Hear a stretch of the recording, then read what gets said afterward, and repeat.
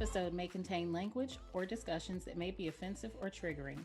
Refer to the episode summary for details. So, welcome to She Confidential podcast. My name is Charlene Ketchum, and I'm so excited for this conversation today. And it is like perfect timing because the other day I got a spam text message that said to me, are you lonely? Singles in the area are waiting for you. And of course, I didn't respond to it because it's some spam text messages. But it was interesting that I got that the same week that I was scheduled to chat with Miss Yolanda Kelly, today's wonderful guest. She is Atlanta's #1 matchmaker, and she is professional matchmaker and founder of Love in Vogue Matchmaking. And today we are going to talk about love, how you can find it, and who can help you on that journey. So welcome, welcome, welcome, Yolanda. Thank you for chatting with me today. Wonderful. So when I think of matchmaking, for me and a lot of my friends, our only frame of reference is the movie with Will Smith, where he's sort of a magical matchmaker. And so for a lot of people, they may not know what matchmaking services are or if it can be successful, or does it end up like it is in the movies? Do you have any success stories or real life success stories that we can use as a frame of reference instead of just relying on Will Smith and Hitch, I think was the name of the movie? Hitch is the movie. Yeah, so look, we all measure success differently, right? So some of us want to be partnered, some want to be married, so success in a relationship is really up to the individual person. Some people are just looking to grow their network, they're entrepreneurs. I deal with a lot of entrepreneurs. They just want friends. So the goal varies by person, okay? So, and that's why matchmaking is so unique because it can benefit you in so many ways. So one in particular, I'll just share. I don't share names because I do market a confidential service, but I'll talk about, one client who was highly successful. She worked from home, so she had zero socialization, model looks, and just say, look, I have to do something. I'm really not getting out and I really want to meet someone. So we introduced her to a businessman from Greenville, and they've been together 3 years now. Wow. So if matchmaking is for people who really don't have that motivation to sit online for hours and, and filter through all of that online noise. Um, it's a filtered search based upon the profile that you complete and the things that you say you want. And so the profile they complete, they actually talk to a human when they're completing that profile. That's right. I set up online dating profiles for clients because I believe you can have success. I know several people who have met online and had success that way. But the matchmaking profile we use to match interests and values. And that's the things that truly connect us. Okay. And we're gonna dive really deep on those two things, interests and values, the two things that really connect us, because I just had a conversation with someone this morning about that. And we were talking about how a lot of times we're really superficial when we're dating. We really just go based on looks. That's what drives a lot of it. And of course, looks is the first thing you see, how somebody appears. But in order to have long-term success and connection, it's got to be more than how good they look to you. So attractiveness is especially a thing for men, right? Usually when women approach matchmaking, they want things like honesty, commitment, but especially for men who approach me, it's always about first, how do they look? Or let me see a picture. Yeah. And most of us, we don't show pictures, matchmakers, because it makes our job much harder. But for men, it's all about physical attraction. Women are more lenient in regards to physical attraction, but it all just depends on what the person wants. And it's more than physical attraction that's going to connect you, right? You really, you really can learn, or over time, you may not be attracted to someone in the beginning, but over time, as you get to know people, you become more attracted to them. It could be their intellect, or it's something about them that makes them more attractive. So that's why I always encourage uh, my clients, make it to the second date. Try to get to know the person, put them in spaces and on dates where they can really connect in an authentic way and learn about each other and want to go forward to just because they're interesting. You're interesting. They want to go on the next date. I like that advice to go on that second date, because Mm-hmm. a lot of times I've done it too. I said on one of the episodes in season one that I've been on like dozens, like hundreds of dates or something like that. I said, and it's probably not hundreds of dates, but I've probably dated dozens of people, because you have that first date and it's like, oh, I don't feel anything, and you automatically exclude them as a potential partner. Mm-hmm. So that's a good tip, to give it a second go round, because sometimes nerves get in the way, and you just kind of have to create a foundation so that you can see if there's something that could potentially be there, and you don't always know that in the first go round.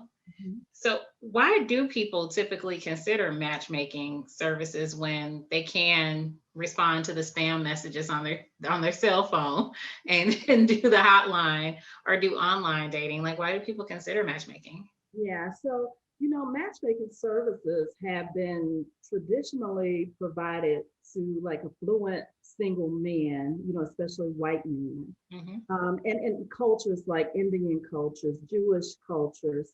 I mean, even African cultures are familiar with the concept of matchmaking. Parents putting their children together, and so it's always been around. It's a very traditional type service, but it's not.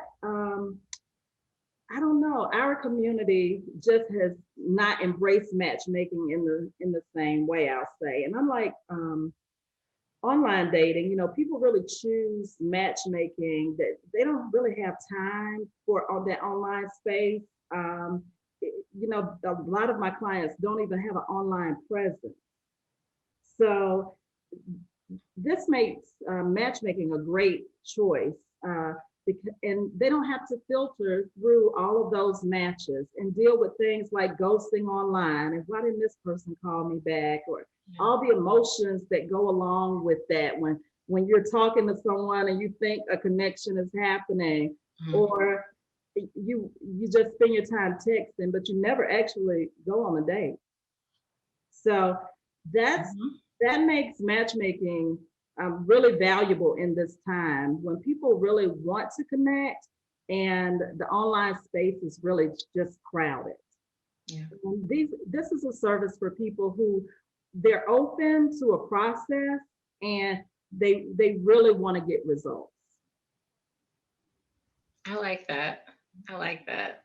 It's getting through all that noise and filtering through all those distractions and everything, because I've done online dating several times. The last time was probably about 5 or 6 years ago. But that's one of the reasons why I've been reluctant to try that again, is because there is a lot that you have to filter through. And it actually is an investment of time. And that's why several friends that I've suggested, like, why don't you try online dating? That was one of the reasons they cited for not wanting to do it. Like, they don't have time to filter through profiles, and you don't know if that really is the person, a real person behind that profile. Being able to verify all those things, it can be emotional and frustrating. What you described is catfishing. You think you're talking to to one person online, and it's not even the person. So you know, Love and Vogue is really here to kind of change this narrative about providing services to Black men and women who really value tradition. That's not how our parents met. They met at the house party. They met at the cookout. Yes. You know, that's And so we're the children who were raised by them, and we have such a desire to meet someone. I meet clients whose parents have been married 40 and 50 years. Mm-hmm. You know, so that the whole mission of the company, I get that matchmaking is kind of a luring topic, but the whole mission is just to strengthen the Black family. Because look, if we're not connecting, we can't have family unit. And so that puts us at risk for just having a population of single individuals. And it's nothing wrong with being single. Don't get me wrong. If you're living single, I have a great life. I live single, but I have a great life. But if you desire to have a family, look, I'm thinking about my daughter, right? Yeah. If you desire to have a family, then that should be a priority, and it should be an option for you. So I love that you mentioned the personal connection for you and thinking about your daughter and other women like your daughter, and just being able to give women and men choices. Because I also love that you noted that you can be happy and single, because so often, it's this either or kind of thing. And that's not the case. You can be happy in both spaces. Yes, and I think we're gonna talk at some point, because what you and I understand is happiness is in here. You can be connected and be completely unhappy. So we'll talk more about that. Yeah, absolutely. And I mean, when I think about like who is a good fit for matchmaking services, Mhm. are there particular criteria? Because you just noted, about people being happy themselves. Like, is there a certain profile of someone who might be a good fit for matchmaking services? Yes, yes. So let me kind of go in depth about this subject, because um, what I've learned over the 4 years of having this business is, and having clients that, maybe I should have thought twice before taking them on as a client. First, I'm gonna tell you, the first thing is you have to be in a space where you love yourself and you know exactly what you want in a relationship. Mhm. And that's any relationship. Look, you have to be clear about that, because if you don't know what you want, I, I feel like I see people accept anything, right? So you have to first be clear. And I'm having an upcoming book club based upon the book, The Mastery of Love, Mm. which talks about self love, but it shows you, it gives you a path to, well, how do I achieve self love? Like, what does that look like? What does that look like for me? And I think that's so important, because I meet so many women, and you won't believe this, like over 35, that still have problems with their own self image. They're dealing with issues that they really need to get resolved, because if you don't resolve them, all you do is attract that thing in another person. See, now you're Well, preaching. let me say, the people who do best with the process are well-heeled people, okay? Or even if, and I always say well-heeled is maybe not the destination, but it's the journey to well-heeled, right? It may not mean that everything is healed, but you do have a person who's open and who's willing. So one thing that I encounter, especially because I work with Black women, and this is kind of touchy subject, because I'll have women who say on their profile, I want to date a person who's active and who weighs this and who's this tall. Okay. Height is like a really big thing in the dating space. Yeah. But what they're not understanding is most of those people who are fit and athletic and Idris Elba looking, like, they really connect with people who do the same things. They enjoy the same activities. Yeah. They have the same interests. Mm-hmm. And so it's just not practical, Yeah. you know. So you have to improve yourself to a point to get the things that you're really looking for. Because it'll be simple then. It becomes simpler.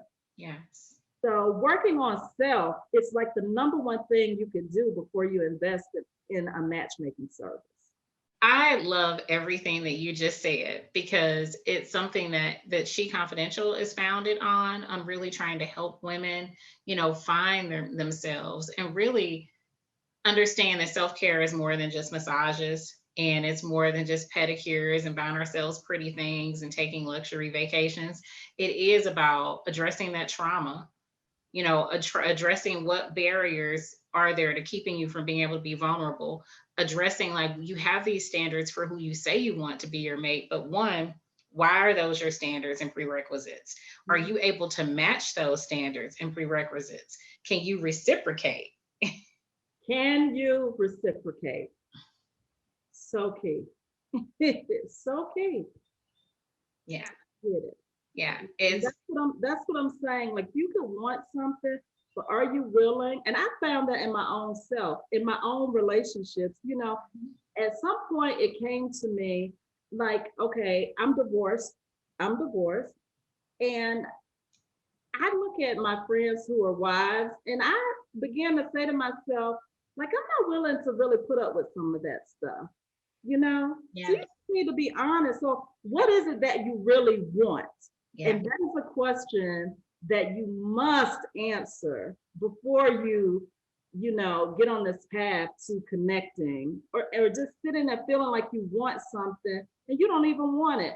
Don't compare your lives to what somebody else is doing. Learn to live with your single satisfied self, and it just changes your perspective. And once your mindset changes, then it's life changing. Absolutely. And do you do relationship coaching too? Because everything I'm like, you're a relationship coach too. So I do date coaching. Okay. Of course, I have discussions. Look, I've lived a lot of life, and so I have younger clients coming, and I've already fallen in those pits, right? So I can absolutely share my life experiences. Yeah. But what I'm here to coach people about is, how to get off that couch and really get out and meet someone and improve your life. We think it starts with someone else. It doesn't. It starts with us. It took me years to realize that. Yeah. It's very empowering. Very. Yeah, it's very empowering because if you're unhappy, you can change it. You can change that within yourself. So one thing about the upcoming book club that we're having is it talks about that the love you need, you already have. And it elaborates on that concept. But most people don't think that. They think, oh, if I don't have a man, I have nothing. Yeah. If I don't have a partner, I have nothing. But it devalues yourself when you have that thought, right? Yes, I love relationships. It absolutely is beautiful. It absolutely adds to, but in your own single self, there is a lot of love and a lot to give and a lot to explore. So let's not negate the relationship with self, because the better that is, wow, it just opens up so many doors. Yeah, absolutely. Yes. And so I'm interested. So do men have those same concerns when they're dating in terms of, do you have to have those kind of conversations with men to say, are you really ready for what you're requesting? Or is there that kind of disconnect there with men as well? Not so much. Not so much. It's there, but I think men don't dig as deep as women are willing to dig. For them, it's mostly about attraction. Yeah. All of them. It's always about how attractive. I can talk about to men. I have a recent example where I have a male client went out on dates with several women, right? I mean, smart, brilliant women. But at the end of the day, for him, it boiled down to attraction. Yeah. So let's talk about that. So so if that's what men are looking for, it may not serve you well. I know the big controversy about the bonnet right now and going through the airport with the bonnet, remember, So, it's been all this discussion online. I love that stuff. But, at the end of the day, if you really want to be out and you're taking a trip and you want to connect, you better present your best self. Yes. I don't care if you're going to the grocery store, present your best self. Yes. The car wash, which is man magnet. Yes, it is. Present your best self. Yeah. I'm just saying. Yeah. Because and this is the color of attraction. Look at this red dress. Yeah. These are the things, right? That's what attracts men. Learn that and use it to your advantage.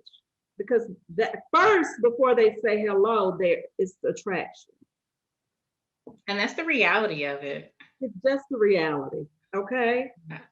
Yeah, you can't change that. And we talk about that a lot, especially with the body positivity movement and everything. And people have some really strong positions on that. And my position on that is really, you can encourage people to love themselves while they work on where they want to be, or be loving yourself where you are. If you're happy where you are physically, emotionally, in terms of where your life space is, love that.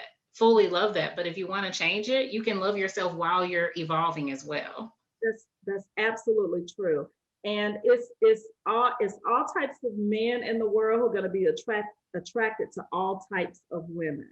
Yeah. I'm just saying, show up as your best self. Yes, absolutely. I always tell clients, you know what? You don't have to change anything about yourself that you don't want to change. If you're satisfied with it, that's relationship number one. It's with self. Yes. Yeah.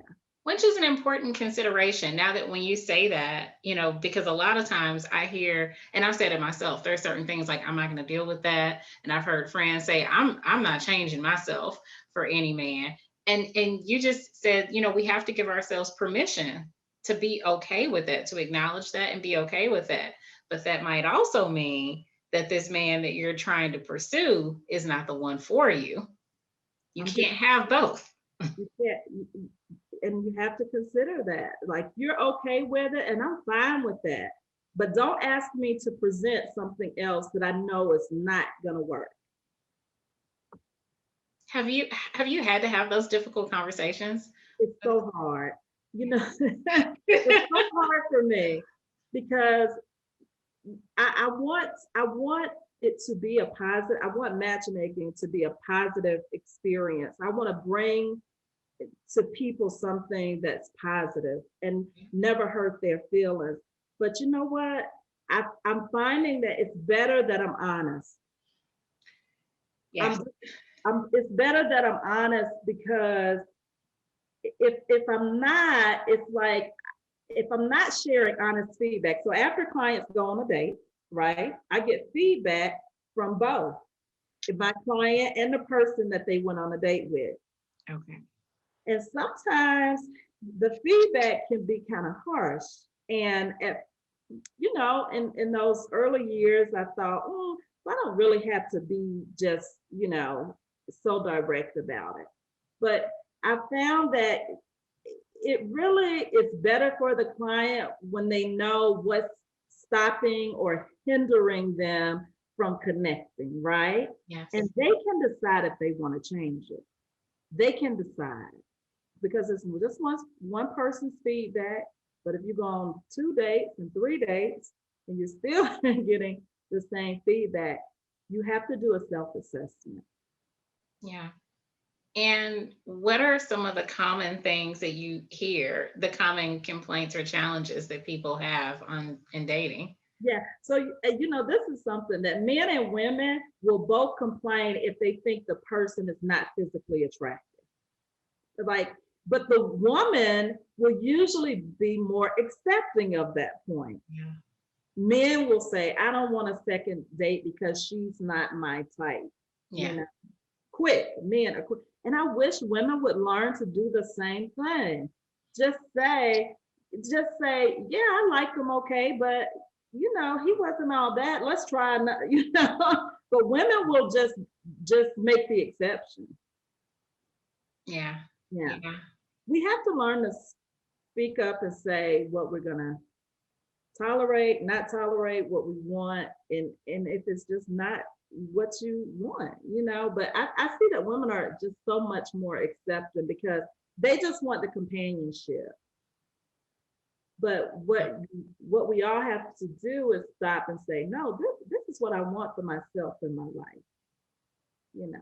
And physical attraction should not be like the key thing. Yeah. Now, beauty, as they say, beauty fades, it changes.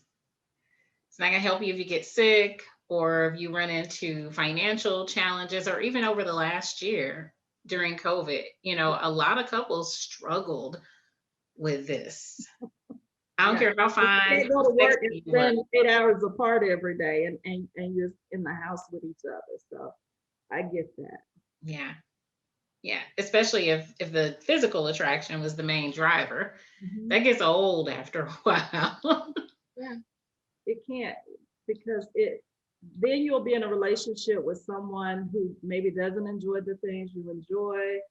They're not a good listener. Like, this is what the dating process is. Like, you're really refining relationships and making a decision about, if I want to go forward.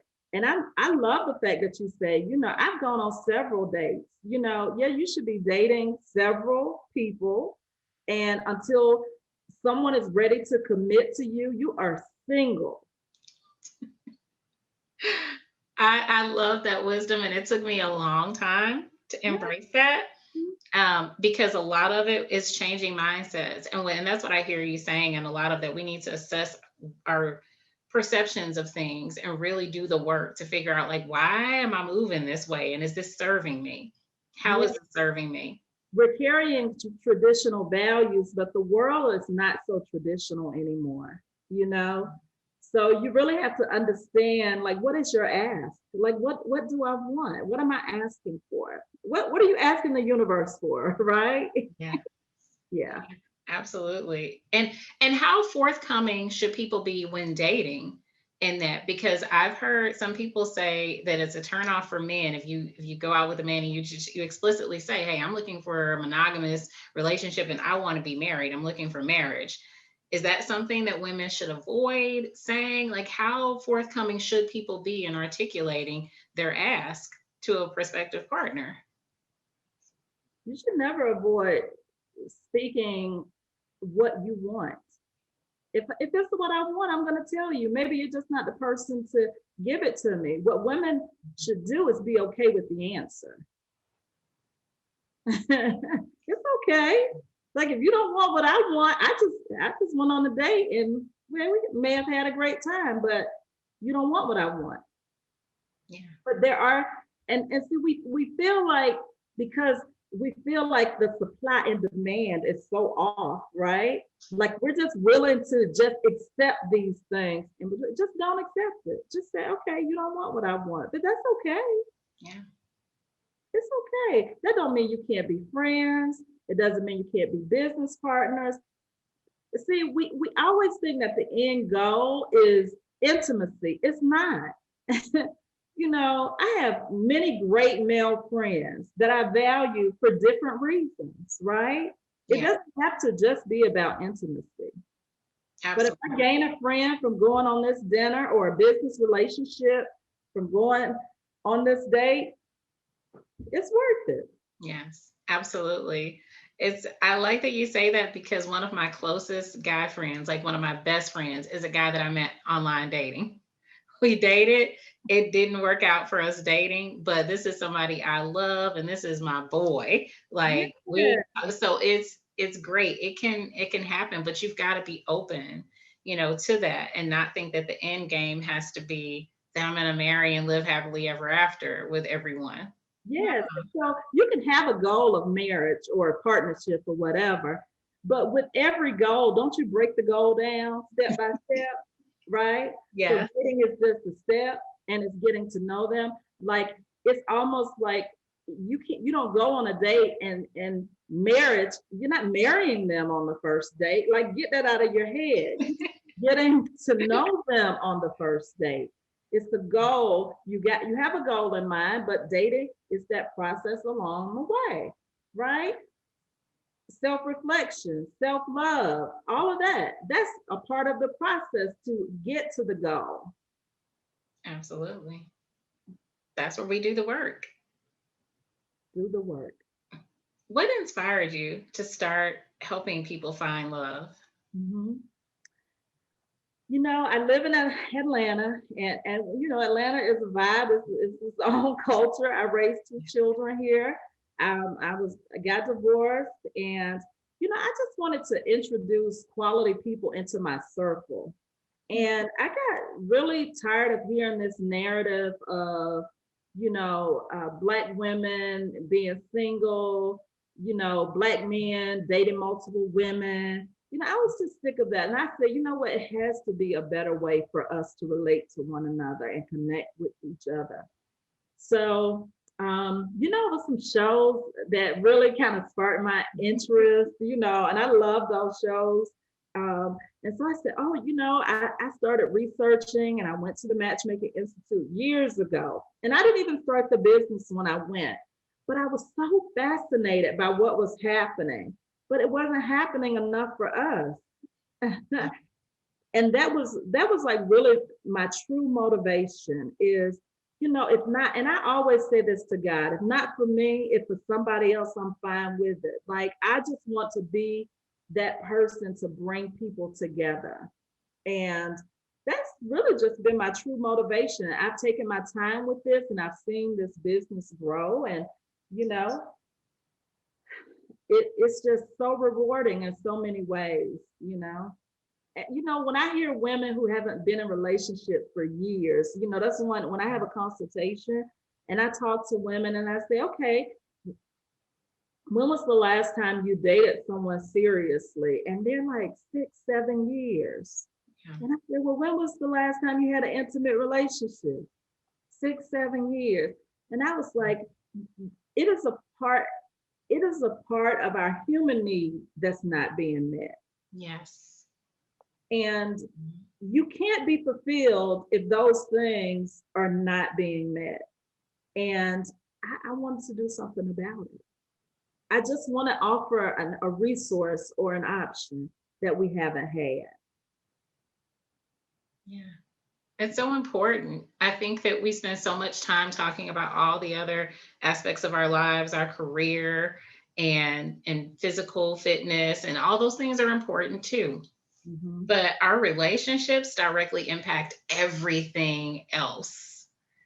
Every relationship. Yes. You see, every relationship in your life, whether it's with your mom, your children, yes, people you work with, it all starts with you. And then how do you value that? How do you make it work, right? It's the same with an intimate partner. But because we're now so successful as women, and I love that, yeah, but we still have to invest time into connecting. You can't just go to work every day and come home and not make an effort. I don't, even if it's online. But the best thing that any single person can do is have a great social life. Yeah. And really try to get out there and engage with people.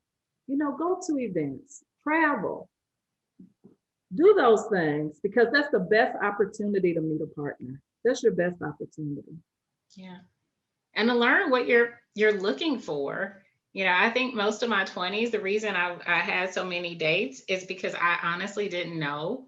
I knew what I had an idea based on what I thought a good partner would be, mm-hmm, and what I thought that I could tolerate or what I thought I could give. And then through dating, I learned, okay, well, I might not be able to deal with that, or I may not be able to accommodate that, or I'm not willing to do these things. Dating helped me learn myself. Yeah, you were learning yourself. And that's why dating is so important. Like, it's okay to go on a bad day. And we're learning how to relate with men, Black men, how to talk to them, how to understand how they think about us, to be treated well by them. It's it's important. These things are very important. I would like to, before we wrap up, walk through the process for someone who's interested in securing matchmaking services. So what happens? They go to loveandvogue.com, and what happens next? When they go there, it's a short profile. They fill out the profile, and then they get a call from us. They get an email from us to schedule a consultation call. And on the consultation call, like I just become, if they're younger, I'm auntie. If we're the same age, I become BFF, right? Like people just, I just love talking about relationships that, it just really gets intense and just really, we dig into their dating, but into the relationship and why they feel like their relationships have not been successful and why they think matchmaking is going to help that. And so in going through that call, I can determine if the client is a fit for me and vice versa, if I'm a fit for them. Because sometimes if you have unrealistic expectations, I'll just say that, you know, that I, but if it's someone who is on that journey to being well healed and they are able to verbalize to me the things that they want, and I feel like I can give it to them through this service, then I take them on as a client. And then we have an in-person meeting, online everything is so crowded. So I do take the time for new clients to have a face-to-face meeting. And then we start at that meeting, I present matches to them. And if they agree to the matches, then we get started. And I set up dates. I choose the locations, I set up the date. I make reservations. Everything is set up. All they have to do is show up. They go on the date, and then I follow up with them with get feedback. It's a form, and they answer some questions about the date, and then we just kind of tweak the process and go from there. Wow. We have calls just to kind of, get a feel for what's going on in their life and just to make sure. And, let me talk about like even the process. Like you have to, if you're thinking about hiring a matchmaker, like your life is going, if you have not been dating and then you start going on all these dates, it can be really overwhelming. Yeah. Like you have to look your best. So you spend time and sometimes money on a wardrobe. You want to present your best self. If you're a busy person and you don't have time already and you're not willing to make time, it won't work. You have to be willing to put yourself out there into the space and ride that time. Yeah. And I like that you also know that we have to prioritize it, because and I had a man tell me this once, and this was years ago. When he said it to me, I was like, this dude is tripping. But now I get it. I get what he meant, because he said the problem with a lot of women is, you'll go all out with your career. And he said, most men don't care about your career. I don't care about your degrees. I don't care about your credentials. He's like, I'm trying to see what value you add to my life. And he's like, if you all would prioritize figuring out what value you can bring to a man and the way you go hard on your career, a lot of y'all will be a lot happier and be better partners. I was like, and when I heard it at the time, I wasn't able to receive it as him not downing, because the way I received it at the time was, oh, he's minimizing, women's professional success and everything. And that's not what he was saying. What he's saying is, if you claim that you want this marriage, you want a relationship, you need to also learn to prioritize that. Put that same energy behind this that you're doing with all of your professional endeavors. And it took me a few years to kind of put all of that together. But when I did, it's like, wow, that's kind of a game changer. Because for me, I started doing a lot of those things that you said. I didn't necessarily like go harder with dating, but I really started spending more time doing some examination, like in who I had dated in the past. What role did I play in those relationships being unsuccessful? I did exactly what you said. A lot of times I knew things weren't going to work. And I was like, okay, but I'll stick with this. I did that. And so I had to do a lot of personal accountability in that and figure out. So I approached it the same way. I have a professional development plan. I have my personal dating partner focused plan. Mhm. And since I've had that kind of focus on it, I'm much happier in terms of where I am because I'm single right now, but I'm single, purposefully single, Mhm. because I'm working through what is it exactly I'm looking for and what is it exactly, what am I able to reciprocate? Because it's real easy to say what you think you want from somebody else, but it's a whole nother ball game to talk about what am I willing to sacrifice with joy? Because sacrificing it is not like it's something that it's a detriment to me. It's not deprivation. Deprivation and sacrifice are different. I can sacrifice some things because it meets that ultimate goal. So, what's the ultimate goal and what can I sacrifice and how? And Yeah. that's a powerful place to be. So to that guy who told you that, I'll just respond, let the church say amen. Because Amen. that is so like if the guys always say that.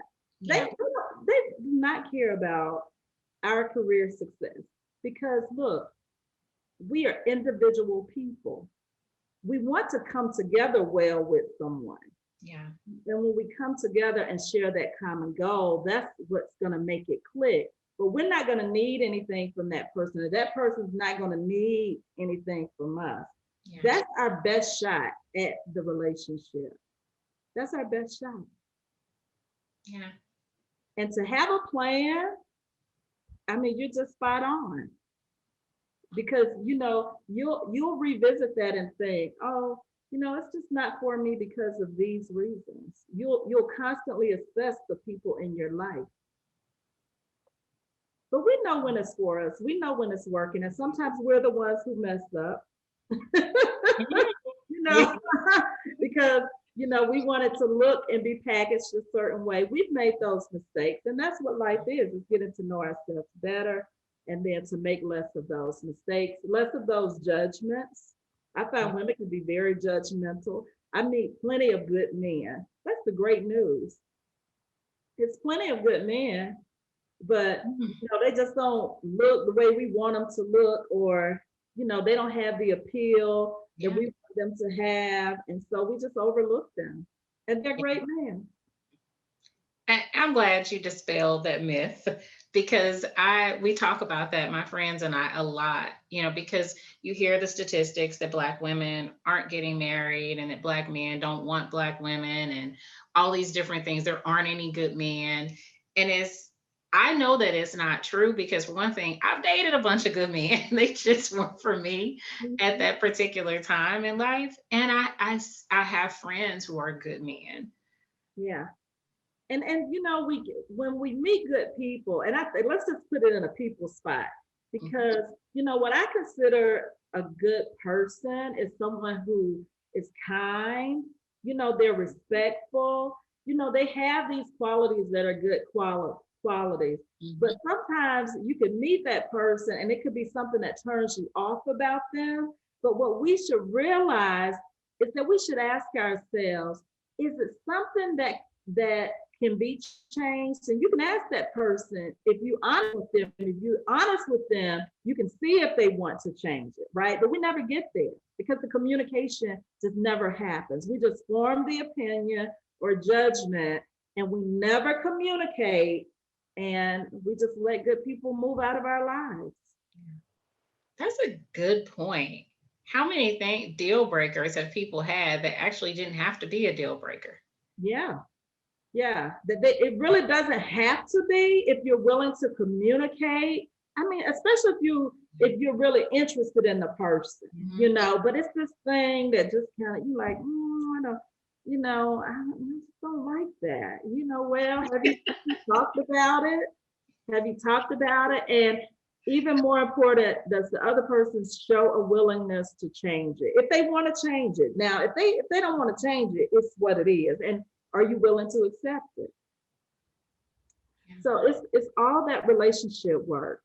Like I can find you a partner, right? But are you willing to do the work once you get them? And I challenge my own self with that. Yeah. Yeah. Because it is work. I'm a huge romantic. I'm a huge romantic. And so I watch movies, I cry at them, all that stuff. Is I'm a hot mess. Like I can watch a commercial, and if it's a love story, I'm probably gonna be totally invested and in tears with it. Yeah, But real that's not love, real relationship. That's that's not real not real. relationship. That's not real. That's It's not the real. messy, it's the messy stuff. But you're Yeah. gonna look at that person and say, you know what? I know that it's that, but he mine. What's the TikTok saying? But yep, Yes. yep, I'm gonna sit beside him. Yes. And that's the love. That's Yeah, the part that right that is there. the That's love. love. That is the love when you look at somebody and say, whoo, I'm gonna still choose you. Yes. I'm gonna Yeah. still choose you. Yeah. Yeah. And that's the point that I want to see us get to. That Yeah. is the point of connection. That it's less judgment and it's so much more love. Yeah. And you're doing the work to make it happen for people. So you mentioned this book club. I want you to talk a little bit more about the book club and the other services that you provide. Yeah. So I'm really excited about this book discussion, right? So I came across this book, The Mastery of Love, by Don Miguel Ruiz, who also wrote The Four Agreements. Um, but I'll be 50 next year. And I read that book and I really feel like, oh, finally, I know the meaning of love. Like, finally, something clicked in me. And I felt like I have to share this with my audience. I have to share it with my friends, family, door. Like, I just want everybody to know, like, this is what love truly is and what it looks like. And I cannot wait for that discussion. Lori Scott, who's the therapist here in Atlanta, she'll be joining me for the discussion. And I'm even going to have a male perspective. So it's about a 2-hour discussion on Zoom, and it's free. It's going to be wonderful. And I hope people will pick up that book and really, learn something that can be life changing. So I'm excited about that. Other than that, and matchmaking as a service, I do date coaching. I do help clients with their online persona um, and intimate connections events, but they're very small and intimate, usually 20 or less. Like, I'm not a crowd person, and I don't think people really tend to connect well in crowds, right? And so I did an event over the summer in Miami, and I'll do more of those and dinners and just, figuring out ways to bring people together. And all of that is on loveandvogue.com. Everything will be on the website to make it easy. I'm on all social media platforms as My Love in Vogue. Except I'm not on LinkedIn, I'm not on Pinterest, but I'm everywhere else. And for now, that's what I'm doing. That's a lot. Your plate is full. That's what I'm doing. And I mean, I've been a registered nurse for over 20 years. I'm so passionate about this because I really feel like if our community will embrace this type of service, that we can really see a shift in our communities. Yeah. Like, but this is, for those traditional, I'll be honest with you. If you're exploring matchmaking, you are a traditional thinking person. Yeah. And My friends would tell you, that this is the truth. I have always said that I wish that we were all assigned partners when we were children. I would have been perfectly content with that. I think I could have made that work. yeah, And I joke with my friends. I often say, like, y'all need to get together and just pick a person for me. because you all know me. You know me in ways that I don't see myself. And that's what I'm learning right now. I'm trying to see myself in those other ways and really understand. Mhm. But other people know you, and they know they know your weaknesses and values, what kind of balances you, because they've observed you, the highs and lows and everything. And so I have often said to my friends, I say it probably once a month.